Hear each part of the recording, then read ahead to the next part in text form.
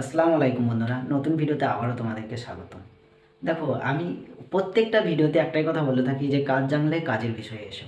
তাও আবার সেই একই প্রশ্ন, তাও আবার ভিডিও বানাতে হচ্ছে। যাই হোক, আমি বলছি যে অনেকে যারা জিজ্ঞেস করো যে ভাই কোন কাজে গেলে কুয়েতে কোন কাজে গেলে ভালো হয়, আমি তো প্রথম কথা বলি যে তোমরা যদি কাজ জানো, হাতের কাজ যে কোনো কাজে এসো, ভালো হবে। তারপরে দ্বিতীয় কথা বলি, যদি কাজ না জানো, কোনো কাজ জানা নেই, তাহলে বাড়ির কাজে আসতে বলি। কারণ এখানে এসে তোমার কিছুটা এক্সপিরিয়েন্স হবে, যেহেতু বাড়ির কাজে থাকবে তুমি, কিছুটা এক্সপিরিয়েন্স হবে। কী এক্সপিরিয়েন্স হবে? কাজ সম্বন্ধে আশেপাশে জানতে পারবে যে কোন কাজের চাহিদা বেশি, প্রথম কথা।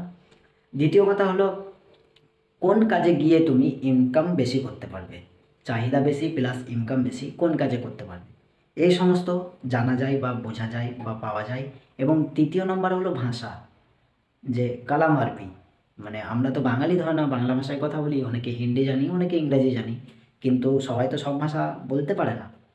এখানে হলো আরবি ভাষা, আমাদের যেমন মাতৃভাষা বাংলা, কারোর হিন্দি, কারোর ইংরেজি, যার যেমন ভাষা, এখানের মাতৃভাষা হলো আরবি। ঠিক আছে?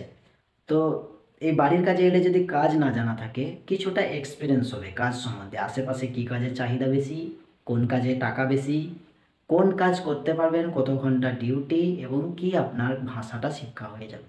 যদি কাজ না জানেন, তাহলে যখন বিদেশের মাটিতে যাচ্ছেন, তখন বাড়ির কাজগুলোতে আসুন।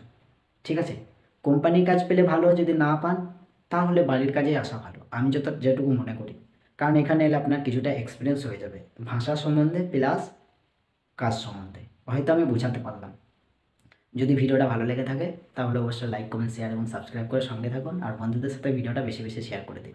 আর এই ভিডিওটা কোন জেলা থেকে দেখলেন অবশ্যই কমেন্ট করে জানাবেন, এটা must important. Tata, bye bye, আসসালামু আলাইকুম, আল্লাহ হাফেজ।